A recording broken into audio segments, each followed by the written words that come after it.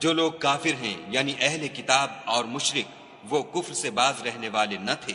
جب تک کہ ان کے پاس کھلی دلیل نہ آتی، یعنی خدا کے پیغمبر جو پاک اوراق پڑھتے ہیں جن میں مستحکم آیتیں لکھی ہوئی ہیں، اور اہل کتاب جو متفرق و مختلف ہوئے ہیں تو دلیل واضح کے آنے کے بعد ہوئے ہیں،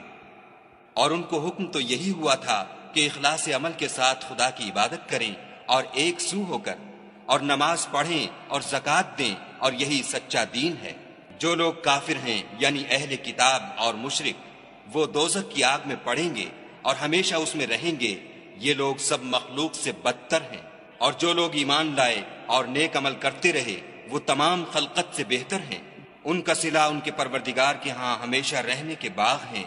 جن کے نیچے نہریں بہ رہی ہیں، ابد الآباد ان میں رہیں گے، خدا ان سے خوش اور وہ اس سے خوش۔ یہ صلہ اس کے لیے ہے جو اپنے